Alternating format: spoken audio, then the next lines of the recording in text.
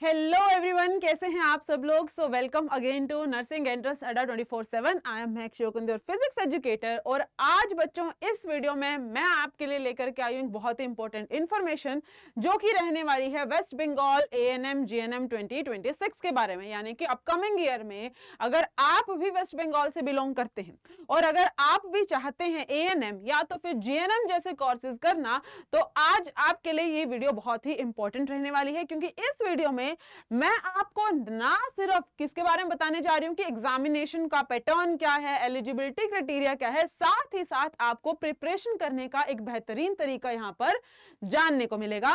चलिए तो वीडियो को स्टार्ट करेंगे। सबसे पहले तो हम जिस चीज को के बारे में बात कर रहे हैं थोड़ा सा जान लेते हैं कि ये एग्जाम आपका, अगर आप लोग वेस्ट बंगाल से एएनएम और जीएनएम करने का सपना देख रहे हो तो आपको एक एग्जामिनेशन देना पड़ता है। दोनों के लिए आपके एंट्रेंस एग्जामिनेशन होते हैं। तो उसके लिए सबसे पहले आपको ये पता होना चाहिए कि कौन कौन स्टूडेंट्स जो हैं आपके इस एग्जाम को दे सकते हैं। तो एलिजिबिलिटी क्राइटेरिया की अगर हम यहाँ पे बात करें, सबसे पहले हम एएनएम की बात करते हैं। तो एएनएम के लिए बच्चों आपके पास सबसे इंपॉर्टेंट चीज ये हो जाती है कि आप लोगों का 12th जो है अच्छे से पास आउट होना चाहिए। उसके अलावा मिनिमम एज यहां पर आपको 17 इयर्स बोली गई है। आप वेस्ट बंगाल के रहने वाले होने चाहिए, यानी कि आपके पास जो है वेस्ट बंगाल का डोमिसाइल है, तो बहुत ही अच्छी बात है।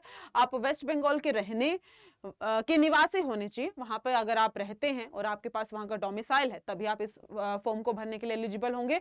उसके अलावा बच्चों आप लोगों को या तो फिर देखो डोमिसाइल वाली बात तो ठीक है, उसके अलावा अगर आप जो है बंगाली और नेपाली दोनों में से किसी भी एक लैंग्वेज में लिख सकते हैं तब भी आप इस पेपर को दे पाएंगे, ठीक है। और बाद में देखो एक बार रिटन एग्जामिनेशन हो जाएगा, उसके बाद मेडिकल फिटनेस ज्वाइनिंग के टाइम पे आपका जो है रिक्वायरमेंट रहता ही रहता है। ये तो चलो इन जनरल बात हो गई। उसके अलावा हम बात करते हैं किसकी, हम बात करेंगे जीएनएम की, जो कि आपका जनरल नर्सिंग मिडवाइफरी के एग्जामिनेशन होते हैं। आपको सबको पता है कि जैसे आप सभी बच्चे यूपी गैट की प्रिपरेशन कर रहे हैं, जो भी यूपी से जीएनएम करना चाह रहा है, उसी प्रकार अगर आप वेस्ट बंगाल से बिलोंग करते हैं तो आप वेस्ट बंगाल से भी जीएनएम कर सकते हैं। और यकीन मानिए कि बहुत ज्यादा गवर्नमेंट वैकेंसीज आपके पास इन दोनों में, जीएनएम की बात करोगे एएनएम की बात करोगे, after completing the diploma courses आप लोगों के सामने, आप लोगों के लिए बहुत ज्यादा गवर्नमेंट वैकेंसीज आती हैं, ठीक है। तो अगर हम जीएनएम की बात करते हैं, उसका एलिजिबिलिटी क्राइटेरिया एक बार देखो क्या है। वही आपने 12th पास आउट होने चाहिए आप लोग। सब्जेक्ट आपका जो भी आपका मतलब वेस्ट बंगाल से बिलोंग करते हो तो आपका जो सब्जेक्ट है, one of the subject should be English. और 12th में आपका जो total aggregator that should be 40%, ठीक है। 40% आप लोगों का कंबाइंड एग्रीगेट बनना चाहिए, ठीक है। और साथ में इंग्लिश आपका एक सब्जेक्ट होना चाहिए। और 12th ऑब्वियसली पास कर ली है तो आप इस एग्जाम को देने के लिए बिल्कुल एलिजिबल हैं। उसके अलावा स्टूडेंट्स 17 इयर्स के अगर आप हैं, जिस भी साल, मान लीजिए अगर आप 2026 में एग्जाम देने की सोच रहे हैं तो 31 दिसंबर तक अगर आप 17 इयर्स के हैं तो आप इस एग्जाम को देने के लिए एलिजिबल हो जाएंगे। उसके अलावा अगर हम डोमिसाइल क्या है कि आप कहां के निवासी हैं, कहां के रहने वाले हैं, तो क्योंकि हम यहाँ पे वेस्ट बंगाल की ही बात कर रहे हैं तो आपके पास जो है वेस्ट बंगाल के अगर आपके पास डोमिसाइल है तो आप ये एग्जाम दे सकते हैं। और आप जो है वही जैसे एएनएम के लिए था बंगाली एंड नेपाली, दोनों में से किसी भी लैंग्वेज में अच्छे से कम्युनिकेट कर पा रहे हैं, then you guys are eligible for giving this examination, ठीक है। अगेन मेडिकल फिटनेस इन्होंने यहाँ पे किया है, जो है क्राइटेरिया रखा है। तो मेडिकल फिटनेस भी आप मेडिकली फिट होने चाहिए। तो वो बेसिक मेडिकल फिटनेस की बात करता है, तो I guess everyone should fall into this category. अगर कोई स्पेशल केस है तो अलग बात हो जाएगी, ठीक है, चलेगा। फिर हम बात करते हैं आपके एग्जाम पैटर्न की कि मैम आपने बता दिया कि आपको फील हो रहा है that we are eligible to give this examination, then how will this examination look like what kind of subjects are going to come in the examination, how many questions are going to come in the examination, will there be negative marking, in which mode this examination will going to be taken, right. So ये सारी चीजों के बारे में बात करते हैं। तो सबसे पहले आप ये देखिएगा, नॉर्मली जो भी बच्चा एएनएम जीएनएम की प्रिपरेशन करता है तो उसको ये लगता है कि हमारे पास सिर्फ और सिर्फ फिजिक्स केमिस्ट्री मैथमेटिक्स आएगा या हद से हद आपके पास इंग्लिश आपका सब्जेक्ट आ सकता है। तो बच्चों अगर आप वेस्ट बंगाल की बात करते हो, यहां पर आपके पास लाइफ साइंसेस यानी कि वही आपका जो भी जितना भी पोर्शन आपका बायोलॉजी का हो गया वो, देन फिजिकल साइंसेस, ठीक है, English, general knowledge and logical reasoning, ये सब कुछ भी पूछा जा रहा है। अब लॉजिकल रीजनिंग बाकी स्टेट के एग्जामिनेशन में बहुत ही कम पूछा जाता है अगर हम बात करें, लेकिन हम ये बोल सकते हैं कि general science, English, life science यानी कि बायोलॉजी और आपके पास जो है फिजिकल साइंसेस की हम बात करें, ये आपका नॉर्मल हर एग्जाम में पूछा जाता है। अब इस पेपर की स्पेशल बात क्या है, लॉजिकल रीजनिंग के साथ साथ जो स्पेशल चीज आएगी वो ये है कि दो कैटेगरी में डिवाइडेड होता है। कैटेगरी 1 जिसमें आपके जितने नंबर ऑफ क्वेश्चन हैं हर एक क्वेश्चन पर आपको जो है 1 मार्क असाइन किया जाएगा। Category 2 in which you are going to get 2 marks for every question, यानी कि हर जो क्वेश्चन है आपका वो 2 नंबर का होने वाला है। अब टोटल नंबर ऑफ क्वेश्चंस आपके पास कितने बनेंगे बच्चों, those are going to be 100 and आपके टोटल नंबर ऑफ मार्क्स बनने वाले हैं 115। अब देख लेते हैं कि कौन सी कैटेगरी में से कितना क्वेश्चन पूछा जा रहा है। अगर हम लाइफ साइंसेस की बात करें तो सबसे मेजर वेटेज का टॉपिक आपका लाइफ साइंसेस ही रहने वाला है, क्योंकि कैटेगरी 1 में 30 क्वेश्चन आ रहे हैं और कैटेगरी 2 में आपके पास 10 क्वेश्चन देखने को मिलेंगे। सो टोटल 40 क्वेश्चन सिर्फ और सिर्फ आपके लाइफ साइंस से पूछे जाएंगे। अगर हम फिजिकल साइंस की बात करें, फिजिकल साइंस में बच्चों आपको 15 क्वेश्चन कैटेगरी 1 में देखने को मिलेंगे एंड 5 क्वेश्चन आपको कैटेगरी 2 से देखने को मिलेंगे। अब ये आपका ऑलमोस्ट हाफ हो चुका है बायोलॉजी का, यानी कि ये लाइफ साइंसेस का हाफ हो गया। 20 टोटल क्वेश्चंस आपको यहां से देखने को मिलेंगे। Basic English 15 question, there will be no question in category 2। Again general knowledge 10 questions in category 1, no question in category 2। Logical reasoning 5 questions in category 1, no question in category 2. So this makes total 85 question from category 1 and 15 question from category 2, which makes a total of 100 questions. And आपके जो marks हैं, अगर हम category 1 में हर एक question को 1 mark assign करते हैं, category 2 में हर एक question को 2 marks assign करते हैं, your marks are going to give you a total of 115.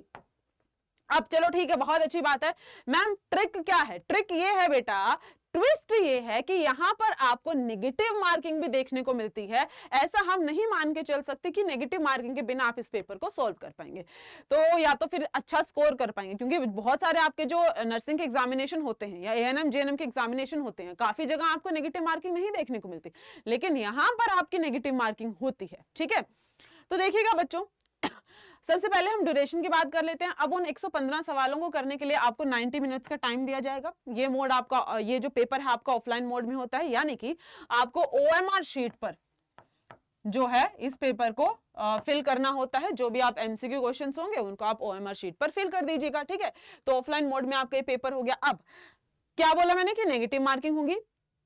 अगर आप कोई भी क्वेश्चन गलत करके आते हो, कहां से, फ्रॉम कैटेगरी 1, अगर आप कैटेगरी 1 से कोई भी क्वेश्चन गलत करके आते हो तो आपके 1/4 जो मार्क्स हैं वो आपके डिडक्ट कर लिए जाएंगे। मान लीजिए 1 नंबर का क्वेश्चन है तो 1/4 of your marks is going to get deducted from each correct answer question. ठीक है, मतलब गलत करने के लिए आपके पास नेगेटिव मार्किंग है। कैटेगरी 2 में आपके पास कोई भी नेगेटिव मार्किंग यहां पर नहीं है।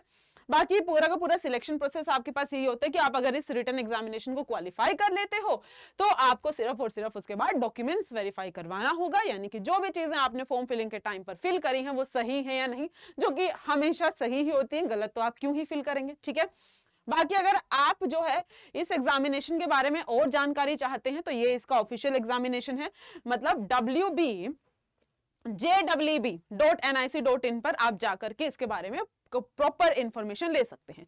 अब बात आती है that ma'am we are preparing for this examination, but हमको ये बता दीजिए कि किस तरीके से या कौन सा स्ट्रक्चर्ड प्लान है जिस तरीके से हम इसकी तैयारी कर सकते हैं। आप सभी जानते हैं कि इस प्लेटफॉर्म पर आपकी यूपी के नर्सिंग एग्जामिनेशन की, एएनएम जेएनएम की सबकी प्रिपरेशन करवाई जाती है। तो अगर आप वेस्ट बंगाल से बिलोंग करते हैं, so you guys don't have to worry about it, क्योंकि हम आपकी प्रिपरेशन इस प्लेटफॉर्म पे भी करवाएंगे।